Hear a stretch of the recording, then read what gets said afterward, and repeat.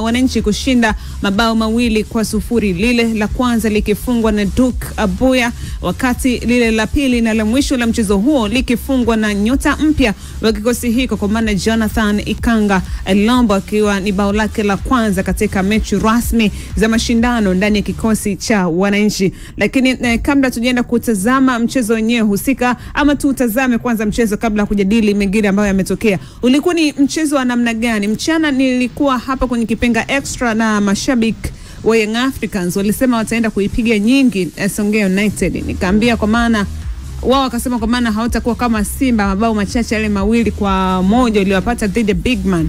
Kaambia mechi hizi bwana zina maajabu yake. Hizi timu hamtazami ni championship, huko kuna ukubwa wake.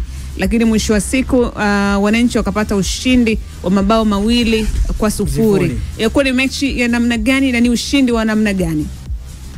Ilikuwa ni mechi nzuri kwa kuitazama kwa sababu kiangalia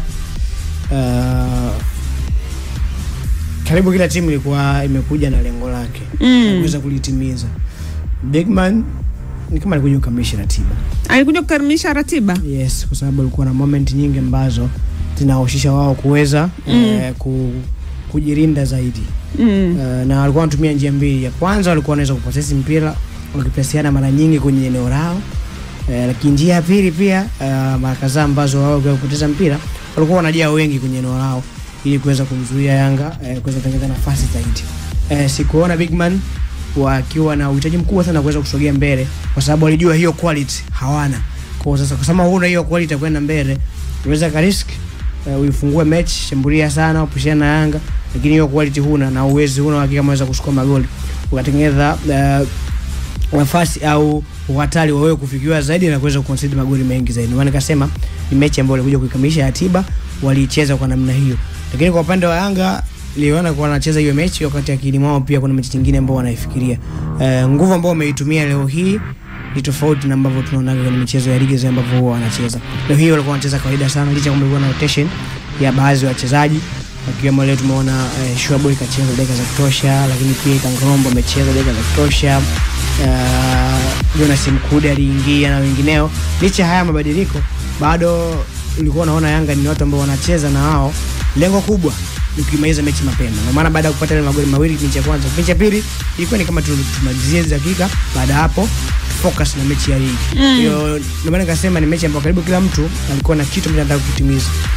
Kwa upande wa Songea wao tukamilisha ratiba, tunaondokaje kwenye hii mechi. Na maana tukisoma baadhi ya nukuu zinazomhusu mwalimu anakuambia kuja kucheza kwa nidhamu kuhakikisha haruhusu magoli mengi. Na hata ukiangalia walivyokuwa wanacheza via ni mle kana mpira muda mwingi ambao wanaweza, kwa sababu njia za kuzinda sio kubutua mpira. Ukibutua ni kama mbona umeutupa watu waje tena kushambulia. Kama unaweza kupossess kupiga pasi unaweza kufanya hivyo. Ndio maana kuna muda alikuwa anabaya mpaka dakika 2 dakika 3 wako nao wanapasiana wao kwenye eneo lao tu. Yanga wakija hapo ndio watakubutua.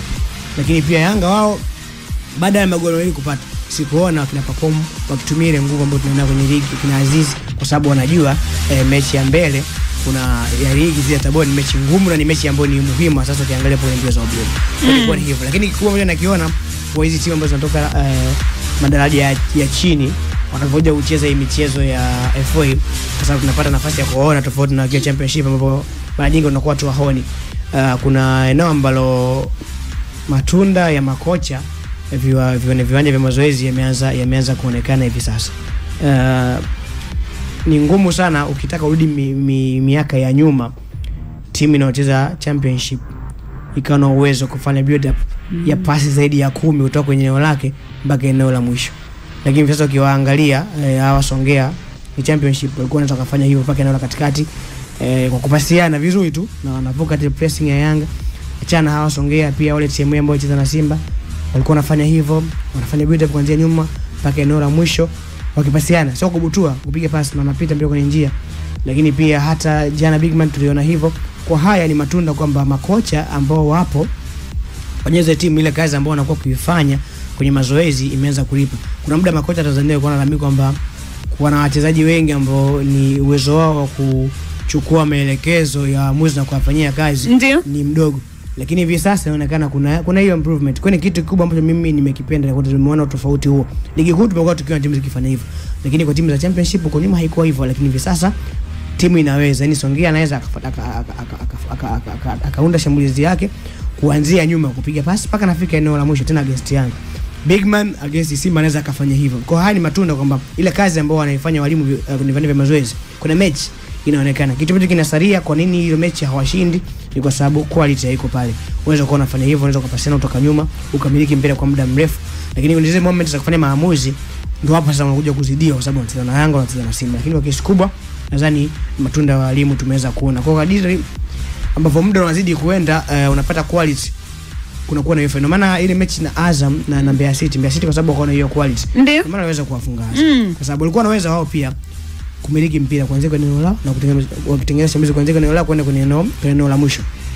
Kitu ambacho wao walikiongeza, ambacho Big Man hawana, ambacho timu hii hawana, ambacho Songea hawana, ni quality ambayo walikuwa nao kwenye eneo la mwisho. Ndio maana waliweza kufunga goli, lakini pia waliweza kuzuia vizuri. Kwa hicho tu na ambacho kiweza kuyatenganisha Mbeya City na hizo timu nyingine. Lakini kwa kiasi kubwa hoja yangu ndivyo hapo, matunda ya walimu kwenye viwanja vya mazoezi. Sasa kwenye eneo la uchezaji, anataka timu yake icheze vipi kwenye mechi inaweza kuonekana. Sawa, ni kuhusiana na tathmini ya mchezo wa hii leo baina ya kikosi cha Young Africans mabingwa watetezi dhidi ya kikosi cha Songea United kutokea pale mkoani Songea, ambao wenyewe wanacheza ligi ya championship wakiwa katika nafasi ya 8 ya msimamo wa ligi hiyo. Na ni kwa faida yako msikilizaji, Young Africans leo ilifanya rotation.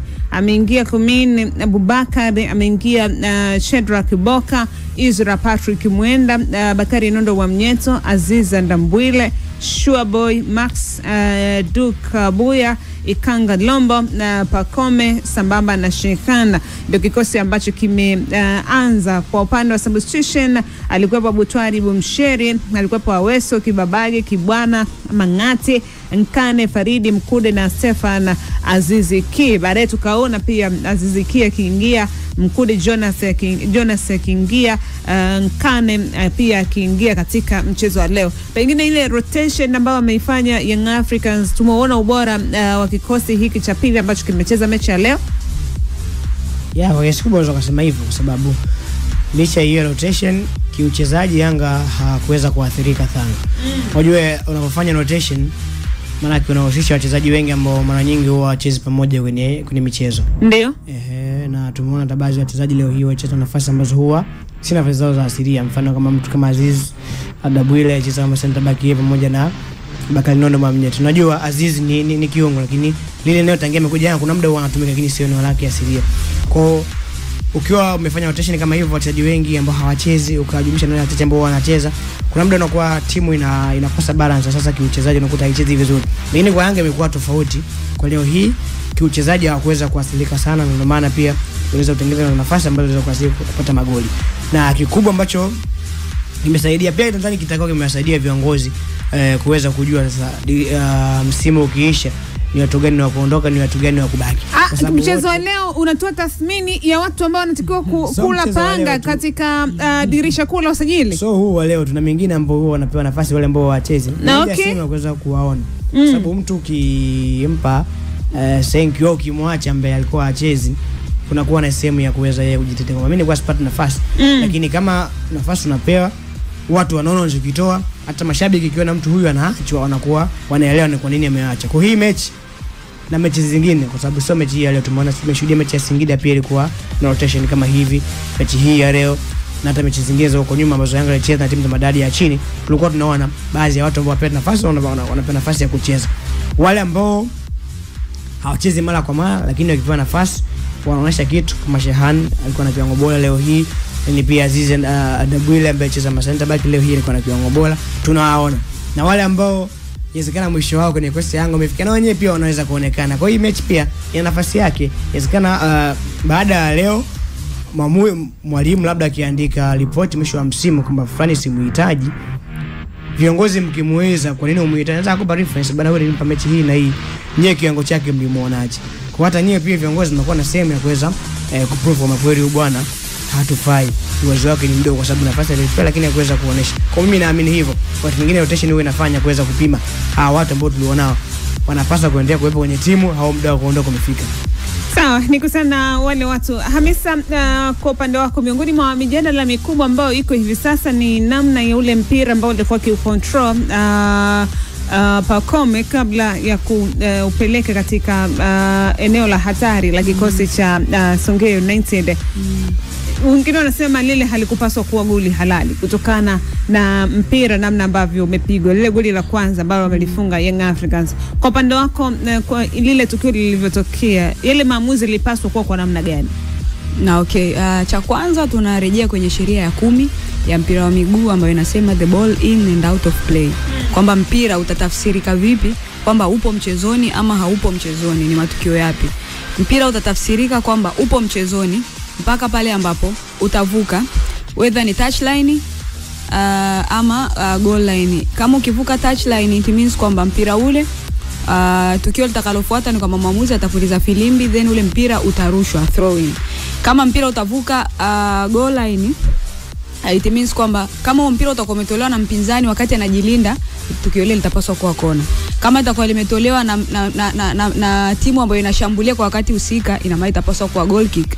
Kwa hiyo kwa macho yangu binafsi ni kwamba wakati ile pasi inawekwa kwa Pacome, ndio pale ambapo mara nyingi tunasema kwamba first touch ndio ambayo inaamua tendo lipi ambalo utalifanya mbele. Yaani touch yako ya kwanza ya mpira ukikosea, jua kabisa kwamba tendo utakalolifanya la pili baada ya kugusa mpira inaweza lisiwe zuri, depending tu na mpinzani atareact vipi baada ya wewe kuwa na touch mbaya ya kwanza.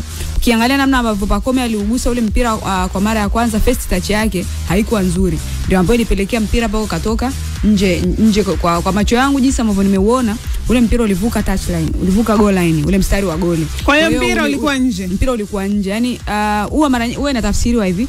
Yaani kwa mfano ule mpira ungetoka, ungekuwa haujatoka wote, yani kuna sehemu, hata kama ingekuwa ni sehemu kidogo hata theluthi, bado ipo kwenye ile touchline, kwenye goal line, basi ingetafsirika kwamba lile ni goli, kwa sababu si mpira bado hujatoka wote. Ndio maana hata kwenye goli, ili goli lisimame, inapaswa mpira wote uvuke ile goal line, sio uvuke labda robo tatu nzima imevuka, kale ka robo kamebakia. Hapana, huo mpira huwezi kuhesabiwa kama ni goli. Kwa hiyo kwa macho yangu ya nyama ni kwamba ule mpira ulivuka ile goal line, kwa hiyo haukupaswa kusimama kuwa goli, lakini ilipaswa kuwa ni goal kick. Ila naweza nikawa naelewa, kwa sababu kwa situation kama ile ukiangalia pale ambaye labda angeweza kungamua ile tukio alikuwa ni mwamuzi msaidizi Mshika Kibendera, kwa sababu kwa eneo ambalo Pacome alikuwa, angalia idadi ya watu ambao walikuwa ndani ya boxi, kwa mwamuzi position ambayo alikuwepo, ilikuwa ni ngumu kuweza kungamua kwamba huu mpira whether umevuka mstari ama hujavuka mstari.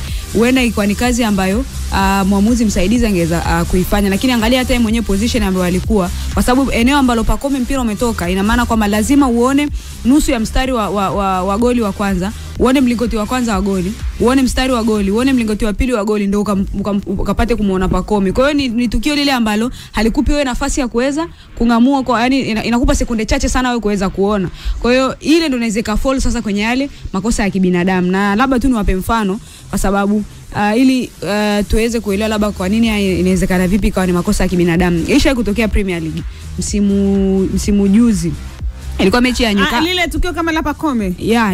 Tena ile iliamuliwa paka na VAR. Yaani si kwa macho yetu tunaona kabisa mstari umevuka. Ilikuwa ni mechi ya Newcastle United dhidi ya Arsenal. Ule mpira ulivuka kabisa, sema ilikuwa ni touchline. Ulivuka kabisa touchline. Si kwa macho tunauona mpira umevuka, lakini paka VAR yenyewe ilishindwa kuamua, ule mpira ukasimama kuwa goli. Kwa hiyo ile VAR imeshindwa kuamua, uamuzi umeshindwa kuamua. Sasa ndio VAR. Yaani VAR yenyewe, VAR ukiangalia kwenye VAR, yaani ukiangalia tukio ilikuwa ipo hivyo Astara. Ukiangalia marudio ya lile tukio, unaona mpira umetoka. Ukienda kuangalia kwenye VAR, unaona mpira kama kuna namna kama unavutwa ndani, si unaenda nje. Yaani unakuwa kwenye sintofahamu, sababu marudio ya uwanjani ya kawaida mpira umetoka. Kwenye VAR, maana naweza nikasema VAR, sababu ile ndio maana inaitwa video assistant referee.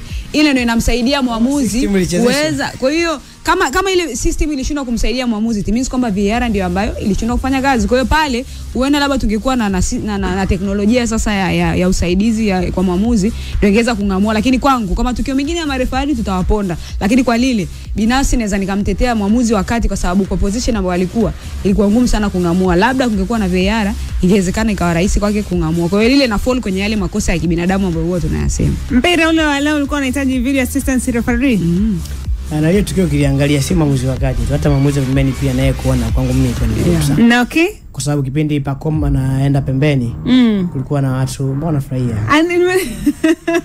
Unataka ni watazame kulikuwa nimekasirika? Yes, kulikuwa na utitili wa watu ambao wako pale mbele. Na kumbuka Line 1 yeye alikuwa upande huu wa huku. Ndio. Na ule mpira ulikuwa upande wa pili wa kule wale wa goli. Kwa kuona mpaka kule ilikuwa ni ngumu sana kwa upande wake. Pia kimwangalia mwamuzi wakati alipokuwa mbele yake pia kulikuwa kuna watu. Na lile tendo ni tendo la sekunde moja tu. Ule mpira Pacome ameugusa moja kwa kushaje uwanjani akaweza kupiga cross. Kwa kwangu mimi pia na yeye pia kuona ilikuwa ni ngumu. Labda kungekuwa na usaidizi wa teknolojia kama hivyo, na hiyo teknolojia pia isichezeshe kama ile Arsenal siku ile. Inawezekana, lakini kawaida ni makosa ambayo uweze kumlaumu mwamuzi, kwa sababu nikiangalia sio ni makosa makusudi, lakini naona ni kosa ambalo limeamuliwa kwa yeye kushindwa kuona. Kuna makosa mengine ambayo unaangalia nafasi ambayo alikuwa mwamuzi na tukio lilipotokea, unaweza kukadiria kwamba kwa macho pale angeweza kuona, lakini ukimwangalia alipokuwa, kwa mimi siwezi kumlaumu sana pale. Na binafsi sawa, na hata wachezaji wenyewe wasongea walalamika kidogo tu.